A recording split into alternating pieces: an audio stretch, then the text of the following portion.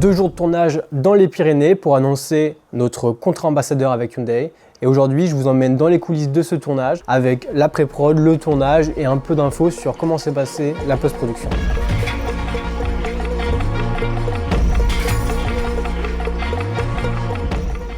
Pourquoi on fait cette vidéo déjà? Parce que depuis peu, on est ambassadeur Hyundai, ça, comme je vous l'ai dit dans l'intro de la vidéo. Pour la première vidéo avec eux, on voulait faire un truc un peu sympa, qui mêlait des plans de la voiture en montagne, de la rando et du kayak, et d'avoir un truc un peu lifestyle. Et on voulait aussi surtout se faire kiffer, pour aussi notre portfolio.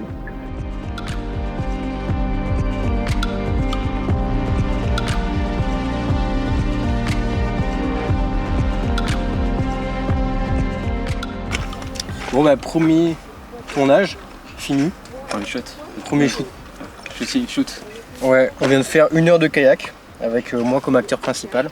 Et moi qui crame pendant ce temps-là. Et Antoine qui crame parce que je pense qu'il faisait bien à 33 degrés au bord du bassin. Même sur l'eau, il faisait pas froid. Là on a fait la première session de kayak aujourd'hui.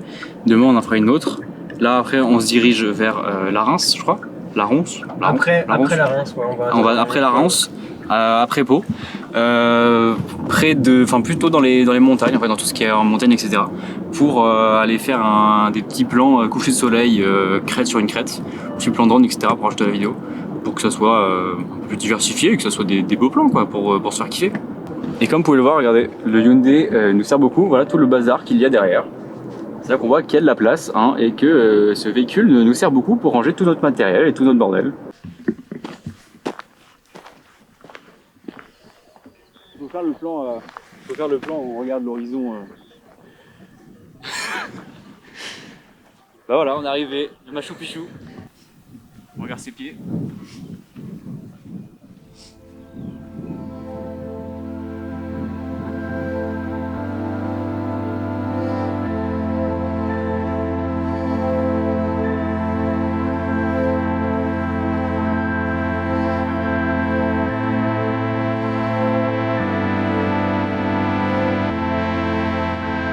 Bordel que ça fait. Ouais. Bon, petit débrief. Bah on est en haut de la montagne. Après 1h15 de route, on a réussi à aller en haut du col de... J'ai plus le nom. Mais du coup, en vrai, c'est un endroit facile d'accès en voiture, ce qui est pratique parce qu'on n'avait pas le temps de se taper une rando d'1 heure, 2 heures pour aller voir le coucher de soleil. Ça passe bien parce qu'il y a vue sur toute la vallée. Il y a des petites crêtes pour faire des petits plans avec du parallaxe et les montagnes derrière. Franchement, c'est incroyable. Et on a eu des super couleurs. Bah là on voit encore, il en reste un petit bout, mais c'est très léger. C'est léger. Et on en a profité aussi pour faire quelques plans de la voiture, mais ça c'était très léger. Et là pour faire la vidéo à la base qu'on était venu faire, on est encore un peu juste. Là il nous manque beaucoup de contenu sur la voiture pour avoir vraiment un esprit un peu publicitaire autour de la voiture et quand même garder cet esprit randonnée, paysage et sport avec le kayak. Mais du coup je pense que demain on va changer un peu le planning. Peut-être on va sûrement revenir là. On va voir, il faut qu'on en discute.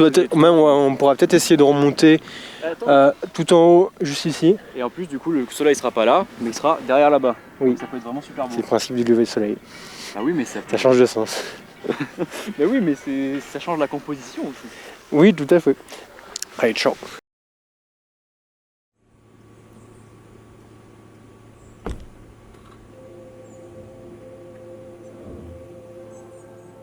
En direct du jour 2. Alors du coup ce matin on a fait tous les plans, un peu drone, un peu bord de route aussi avec la voiture. On est remonté là où on était hier soir avec le coucher de soleil. On a continué à faire nos petits plans, etc. Et là on est en direction du coup de Pau pour retourner au kayak pour refaire nos plans en kayak. Et on a quand même eu des plans assez beaux. On a fait des plans avec ventouse, grand angle sur la voiture, GoPro aussi pour changer un peu. Et on a fait un peu de drone aussi. Bah la GoPro pour mettre sur le côté de la voiture parce que bon on n'a pas envie qu'une cam tombe sur la route et on a fait quand même sur le pare-choc là pour comme le plan que vous voyez en même temps sur la vidéo. Et après qu'est-ce qu'on a fait d'autre? On a fait du Mavic, du drone, FPV aussi. Un peu de FPV mais c'était galère parce que pas mal d'interférences, compliqué de viser un peu loin, plan en bord de route où en fait je te laissais dans les virages et en gros je passais, je faisais des allers-retours. Ça on en a fait pas mal. Qu'est-ce qu'on a fait d'autre? Avec les bras magiques on en a fait pas mal, ce qu'on appelle frame in frame. Donc image dans l'image pour avoir, là on a mis entre les deux les appuis-têtes. Là on avait mis là et là. Et je pense que ça peut faire les transitions un peu sympas en raccord. Ça faisait comme ça quoi. Et là go faire les dernières images en kayak.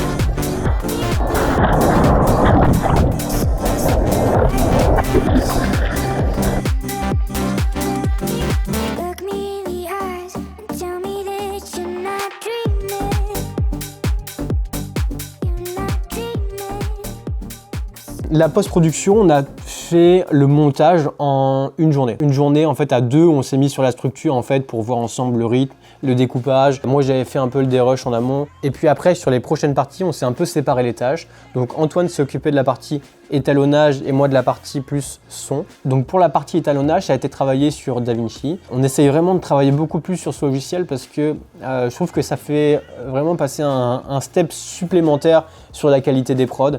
Ça permet de faire des choses qu'on peut pas faire sur Premiere. Donc après, rien de très compliqué. On n'a pas travaillé avec, par exemple, Dehancer. Il n'y avait pas 15 000 nœuds non plus. Mais ce qui a été utilisé principalement, c'est le Filmlook Creator de DaVinci, qui est un peu la version gratuite de Dehancer. Et puis après, avec pas mal de retouches à droite à gauche que Antoine a fait. Et on vous mettra quelques plans de avant et après écolo pour voir un peu le résultat final. Ce qui a été le plus compliqué, je pense, c'est de faire matcher les plans kayak et extérieur journée, parce qu'après les plans sunset, c'est presque trop facile parce que les lumières sont déjà très belles, donc il y a quand même du boulot à faire, mais c'est vraiment les plans en journée qui ont des lumières un peu différentes, le plus compliqué à faire matcher. Et pour finir sur la colo, il y a quand même beaucoup de masques, et c'est ce qui fait, je pense, la différence sur un étalonnage, c'est quand on commence à travailler les masques et un peu l'orientation de là où on veut emmener l'œil de la personne qui va visionner la vidéo. Je pense qu'Antoine il a fait un gros travail de masque là-dessus, et ça fait la diff en vrai.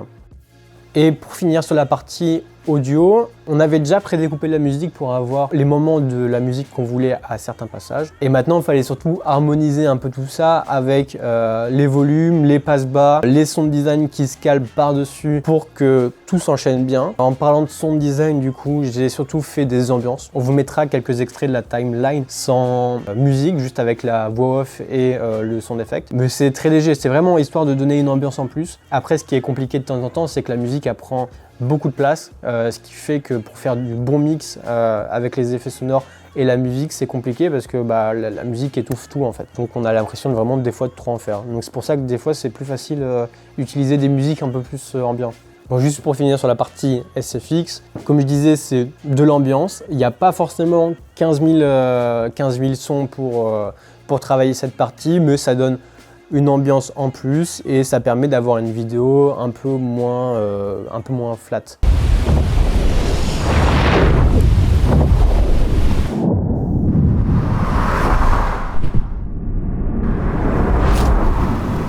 Donc pour conclure sur ce premier projet, c'était l'occasion surtout pour nous de se faire plaisir, d'aller faire des images en montagne, au coucher de soleil, d'aller faire aussi des sessions de kayak à Pau. Donc on s'est fait vraiment kiffer sur ce projet. Donc on espère que le résultat vous plaît. Et si vous avez des questions plus techniques, parce qu'on a un peu survolé la partie post-production, si vous avez des questions plus techniques sur le montage, n'hésitez pas à les poser en commentaire. Et d'ici là, à la prochaine. Depuis que j'ai commencé le kayak, il y a des sensations qui reviennent toujours, la glisse, l'eau, le contact avec la nature. C'est quelque chose d'assez unique et c'est ce qui me donne vraiment envie d'y retourner à chaque fois.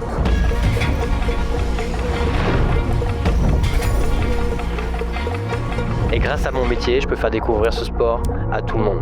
Car c'est ce qui compte le plus pour nous, c'est de raconter des histoires, transmettre des émotions et donner envie d'explorer.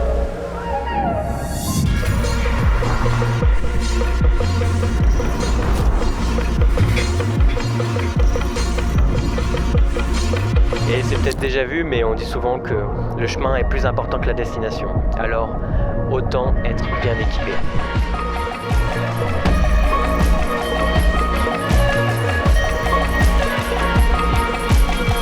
Avec Testy Vidéo, on est devenu ambassadeur